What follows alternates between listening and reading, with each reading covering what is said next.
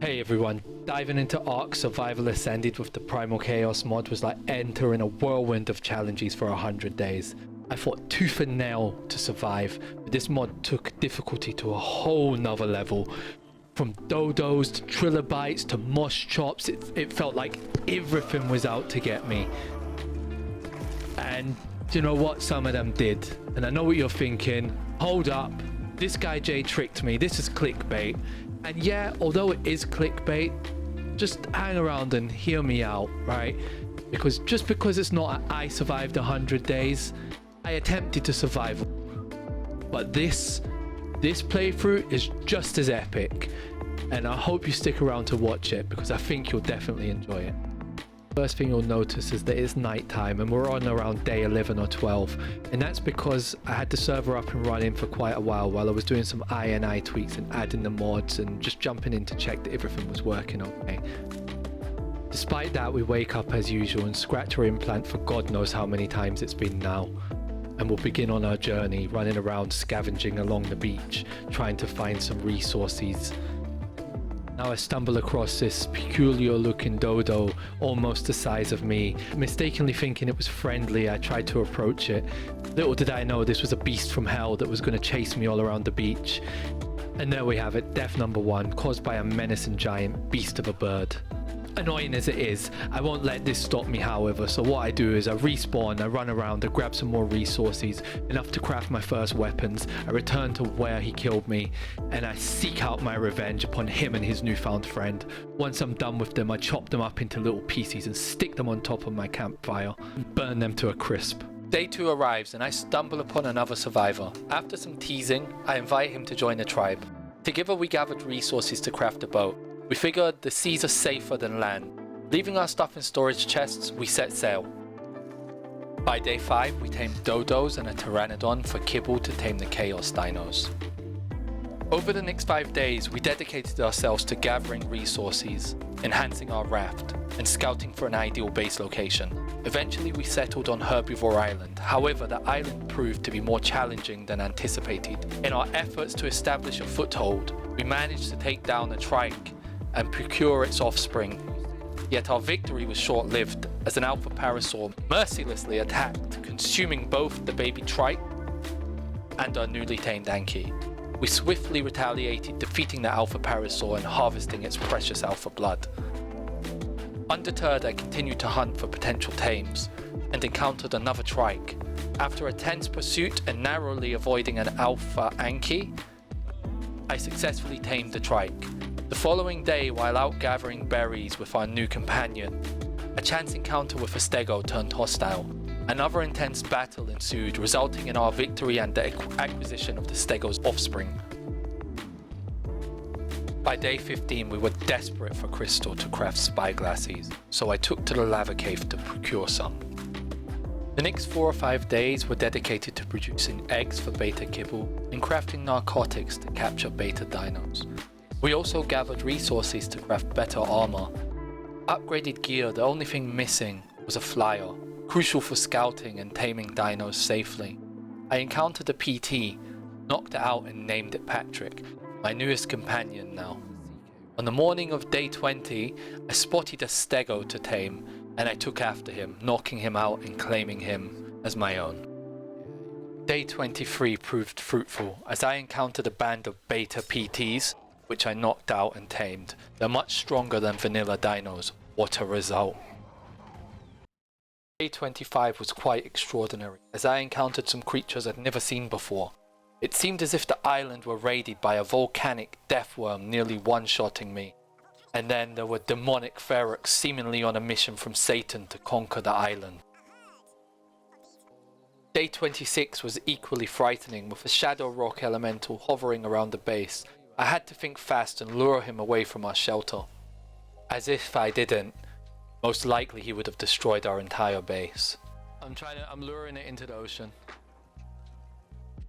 Day 28 was something else entirely. I captured a beta Anki, but when I logged off, a demonic Reaper Queen destroyed our entire base. This pissed me off royally, and the next day I forgot to hit record, missing a chunk of the video. Despite this setback, we spent our time gathering resources, allies, and rebuilding in a new, safer spot. Day 50 marked a significant milestone as we established ourselves in our new bases with ample time dedicated to breeding for mutations. Our aim was to ascend the progression chain by hunting higher tiered dinos. Utilizing cheese mechanics, we celebrated a victory over this inaugural legendary dino. Encouraged and full of confidence, we confronted a formidable Hydrospino. With these creatures harvested, our sights were set on crafting even stronger tranks to capture higher tiered dinos. On day 55-56, something amazing happened. My friend died while taming, losing valuable loot. He asked for help retrieving it, so I promptly picked him up with my PT and flew him to the location. After he grabbed his bag, we searched for his tames bag. I thought it was safe to drop him off, but he was immediately swarmed by local dinos. I cleaned him up, only to be ambushed by a direwolf when I dismounted. Why did I listen? Just put my stuff on my team. Feeling defeated, I was about to call it a night. However, a tribe mate, unaware of the situation, flew over, picked me up, and flew me back to the scene. Unfortunately, he made the same mistake, resulting in my demise once again. He quickly placed a bed, allowing me to have a spawn point so we could try again. He picked me up, flying over the scene of my previous murder, and in a moment of genius, he devised a 1000 IQ plan to lure the dinos off the cliff, allowing us to retrieve all the loot.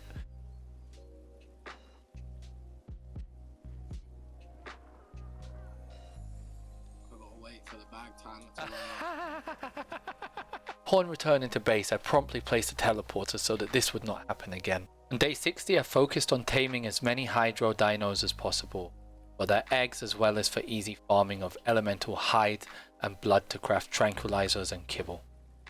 Over the next 5 days, I dedicated my time to harvesting everything needed for elemental and higher tier tranquilizers, breeding dinos for mutations, gathering essential resources that we're going to need going forward. Day 70, I came across this high level Rex, and even though he wasn't a modded dino, I still wanted him. He's a high level and he's a Rex after all. It did prove harder than I first thought, and he took a lot more tranks than I was ready for, but nevertheless, I knocked him out and stuck the meat on him to start taming him. But fate had other plans for me, as this hungry Carby that has been lurking around decided to aggro onto my freshly knocked out tame, killed him, and proceeded to eat him. And in my complete and utter frustration, I decided that I would knock her out, kidnap her and her brother, and take them back to add to my hydro egg farm. I was stuck here for a minute trying to work out what to name him. I knew I wanted to name him the Blue Teenage Mutant Ninja Turtle, but I couldn't quite work his name out, and I racked my brain for a couple of seconds anyway. Eventually we got there and we named him Leonardo. On day 75, I stumbled upon a captivating Hydro Baryonyx that I simply couldn't resist. Without hesitation, I tranquilized it and successfully tamed the magnificent creature. On day 80, my quest reached a thrilling peak as I encountered an Elemental Rex, a vital addition for confronting the formidable elemental bosses of this mod. Drawing from past lessons, I came prepared with a well-crafted trap, and luckily my tribe mate had previously captured a female Rex, so this would allow us to breed them and have multiple Rexes to take on the boss with. With determination blazing within me, I swiftly set up the trap and lured the majestic beast into its confines. Despite the interference from my persistent Pteranodon, I refused to be deterred. Scaling to the top of the trap, I courageously engaged in the intense struggle to subdue the Rex, driven by my unwavering resolve to claim victory. And I did it. I captured him and we were ready. All we have to do now is breed the Rexes, get some mutations on them, and we can take on our first boss. Day 100, ladies and gentlemen, and the moment of truth has arrived.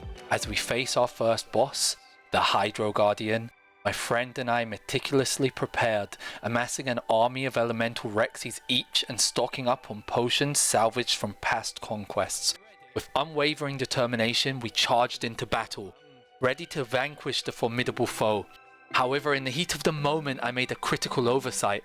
My Rex army lagged behind, oblivious to my commands. Tragically, my friend paid the ultimate price, falling to the boss's onslaught. Yet despite the setback, I rallied, racing back to regroup with my army. Through careful kiting and strategic maneuvering, we ultimately emerged victorious, securing the long-awaited kill. And that's it. Ladies and gentlemen, on day 100, I beat the Hydro boss. Unfortunately, I wasn't prepared enough to take on the other two bosses. However, if this is something you'd like to witness in a future video, please don't hesitate to let me know. I'm more than willing to embark on another 100-day journey, armed with the valuable insights gained from this experience. Perhaps this time, equipped with the newfound knowledge from this mod, I'll dare to challenge all 3 bosses within that time frame. Your feedback and support means the world to me, and I'm eager to tackle whatever challenges lie ahead together. So please, if you enjoyed this video, give it a like, subscribe to the channel, it's free, and hit the notification bell to stay tuned for all future content.